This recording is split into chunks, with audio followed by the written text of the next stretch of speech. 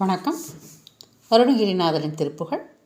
சந்ததம் வந்த தொடராலே சஞ்சலம் துஞ்சித் தெரியாதே, கந்தன் என்றென்று உற்று உனைனாலும் கண்டு கொண்டு அன்புற்றிடுவேனோ, தந்தியின் கொம்பை புணர்வோனே சங்கரன் பங்கிற் சிவபாலா, செந்திலங்கண்டிக் கதிர்வேலா தென்பரங்குன்றிற் பெருமாளே.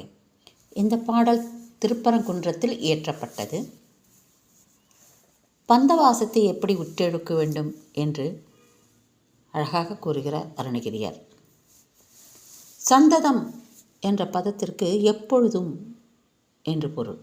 சந்ததம் பந்த தொடராலை. பந்தம் என்பதற்கு பற்று, பாசம், கட்டு, இப்படி நிறைய பொருட்கள் இருக்கு. ஆக அது பாசம். இந்த பாசம் என்பது நம்மை ஒன்றுடன் பிணைத்து கொள்வது. எந்த ஒன்றுடன் பிணைத்து கொள்வது? மனிதர்களாகவோ பொருட்களாகவோ சிந்தனை செயலாக்கம் எது ஒன்றிலாவது எதன் மீதாவது ஒன்று பொருத்தி கொள்வது, பிணைத்து கொள்வது. அது கூடவே வாழணும் அப்படின்னு நம்ம அந்த பந்தத்தை பிணைத்து கொள்வது. பொருள் மீது பற்று என்றால் அதை அடையும் வரை போராட்டம். பொருளை பற்றிவிட்டோம் என்றால் ஆனந்தம். அந்த பற்று ஆனந்தமாக உள்ளூர வேட்கை தாகம் அதிகமாகிறது. மீண்டும் மீண்டும் அலைய வைக்கிறது. ஆசை பேராசை ஆகிறது. கிடைக்காவிடில் வெறித்தனமாக கோபம் தலைக்கு ஏறுகிறது. ஒன்று கிடைக்கலன்னா நான் எந்த லெவலுக்கு வேணாலும் போவேன் அப்படின்னு சொல்லுவாங்கள்ல. வெறித்தனமாக தலைக்கணம் ஏறுகிறது, ஆணவம் ஏறுகிறது, கர்வம் ஏறுகிறது. கிடைக்கலனா இழந்த நிலை நம்மை நிலைகுலையச் செய்கிறது. அது பொருளாக இருந்தால் என்ன, மனிதமாக இருந்தால் என்ன. ஒரு பெண்ணு கிடைக்கல அப்படின்னா அவன் உயிர் விடுற அளவுக்கு போடுறான். உயிரை தன்னை மாய்த்து கொள்ளும் அளவுக்கு துணிஞ்சு போகிறான் இல்லையா? அவர்களின் இழப்பை ஈடு செய்ய மனம் தத்தளிக்கிறது, பித்து கொள்கிறது. பந்த தொடராலே அப்படிங்கிறதுக்கு இதெல்லாம் பற்றற்ற நிலையில் தள்ளி இது நிரந்தரமற்றது என்று உணர வைக்கிறது. சந்ததம் வந்த தொடராலே அப்படின்னு சொல்கிறோம்ல, எப்போது உணர வைக்கிறது? சஞ்சலம் துஞ்சி தெரியாதே. சஞ்சலம் துஞ்சி, உடல் இளைத்து மனம் வருந்தி புத்தி கலங்கி சோர்ந்த பிறகு தெரியாதே. ஏன் சஞ்சலம் அடைந்து விட்டாய் மனமே? புத்தி கேட்கிறது. மனமே ஏன் சஞ்சலம் அடைந்து விட்டாய்? உன் மனதை ஒருநிலைப்படுத்திக்கொள்.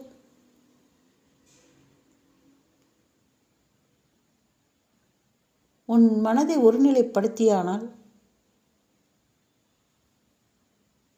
எப்படி படுத்திக்கொள்வது என்று மனம் கேட்கிறது. மனசை ஒழுங்காக வச்சுக்கோ சொல்லிட்டா போருமா? எப்படி?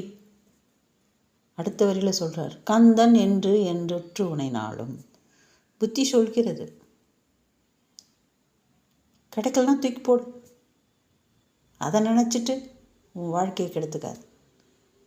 அங்கே ஒருத்தன் இருக்கான் பார், கந்தன் என்று உற்று உனைனாலும். கந்தன் என்ற பரம்பொருள் ஒன்று இருக்கிறதான், அதை நீ உற்று நோக்கு. கந்தனை கண்டுகொள், உளமாற அவனை நேசி.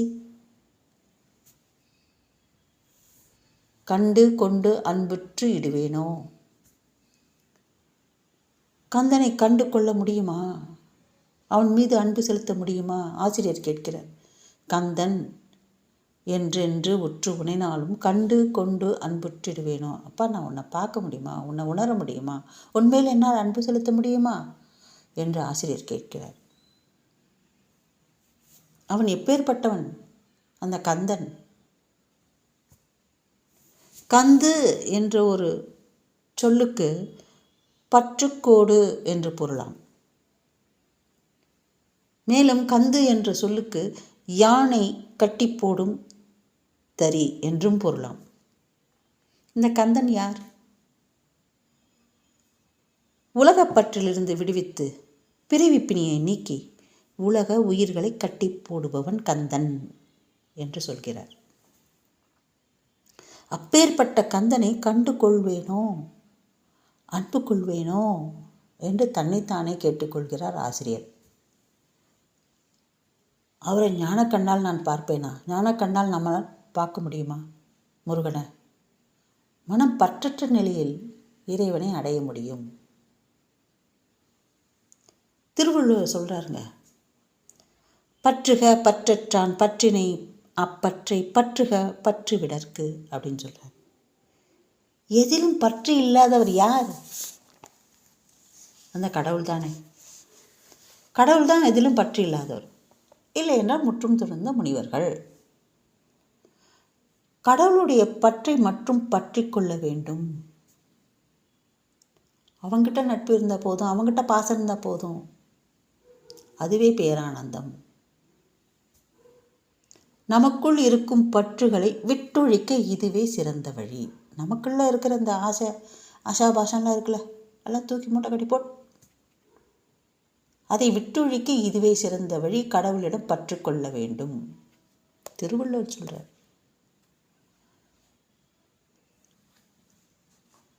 ஆக கந்தனை கண்டு கொண்டு அன்பிற்றிடுவேனோ, அன்பு செய்ய வேண்டும். அவன் யார்? தந்தியின் கொம்பை புணர்வோனே. தந்தி என்பது யானை, கொம்பை என்பது இங்கே தெய்வ யானையை குறிக்கிறது. எல்லா பாடல்களிலும் அருணகிரியார் வள்ளியைத்தான் குறிப்பிடுவார். இந்த பாடலில் சிறப்பாக தெய்வ யானையை குறிப்பிடுகிறார். தந்தி என்பது யானை. அமுதவல்லி சுந்தரவல்லி என்று இரு பெண்கள். அவர்கள் எப்படி வந்தனர் என்றால், சிவன் ஒரு ஆனந்த நடனம் ஆட அதை கண்டு திருமால் கண்களில் ஆனந்த ஊற்றாக கண்ணீர் பெருகியதாம். 2 துளிகள் சிந்தியதாம். அந்த 2 துளிகள் தான் அமுதவல்லி சுந்தரவல்லி என்பவர்கள். திருமாலும் லக்குமியும் அந்த 2 மகள்களை எடுத்து வளர்த்தனராம். இவ்விருவரும் முருகனை நினைத்து தவம் இருந்தார்களாம். முருகனும் மனம் மகிழ்ந்து நேரில் வந்து அவர்களின் விருப்பத்தை நிறைவேற்றினாராம். என்ன விருப்பம்? அவர்களை மணமுடிக்க வேண்டும் என்ற விருப்பம். அதை நிறைவேற்றுகிறாராம். எப்படி நிறைவேற்றுகிறார்? அமுதவல்லியை தேவலோகத்துக்கும் சுந்தரவல்லியை மண்ணுலகத்திற்கும் பிறக்க வைத்தார்களாம். அமுதவல்லி அங்கு குழந்தையாக, ஒரு மலரில் குழந்தையாக பிறந்து தேவேந்திரன் இந்திரனானியின் மகளாக வந்தாராம். அங்குள்ள தேவேந்திரனின் யானை ஐராவதம் எனும் யானை தெய்வ யானையை சீராட்டி பாராட்டி வளர்க்கிறதாம். தேவர்களின் யானை அமுதவல்லியை வளர்த்ததனால் தெய்வ யானை என்ற பெயர் பெற்றாளாம் அம்மையார். அவள் தேவசேனாவாக விளங்குகின்றாள். தேவர்களின் நலத்தை காத்தவள் அந்த தேவசேனா, முக்தி அருளுபவள் என்று வர்ணிக்கிறார் ஆசிரியர். ஆகவே இங்கு தந்தியின் கொம்பை புணர்வோனே என்கிறார். தேவயானே தழுபுவனே. சங்கரன் பங்கிற் சிவபாலா. சங்கரன் இடப்பாகம் கொடுத்தது யாருக்கு? உமாதேவியாருக்கு. சிவன் என்பது ஆணென்றால் சிவை என்பது பெண். சங்கரன் பங்கிற் சிவைபாலா. சிவை என்பவள் உமாதேவியார். உமாதேவியாரின் பாலகனே, மகனே என்கிறார். செந்திலங்கண்டி கதிர்வேலா. செந்திலம் என்பது திருச்செந்தூராகும். கண்டி என்பது இலங்கையில் உள்ள ஊராகும். செந்திலக்கண்டி என்று திருச்செந்தூருக்கும் இலங்கைக்கும் ஒரு ரூட்டு போடுறார். அவங்கள ஜாயிண்ட் அடிக்கிறார். அங்கே இருக்கிற முருகனும் இங்கே இருக்கிற முருகனும் ஒளி வீசும் கதிர்வேலா என்று அழைக்கிறார். தென்பரங்குன்றில் பெருமாளே, அவர்தான் இந்த திருப்பரங்குன்றத்தில் வாழ் பெருமாள் என்று கூறுகிறார். பந்தத் தொடரில் ஈடுபட்டு அவதியுற்று சஞ்சலமுற்று வாழாமல் கந்தனை கண்டு அவனிடம் அன்பு செலுத்த வேண்டும் என்கிறார் ஆசிரியர். தேங்க்யூ.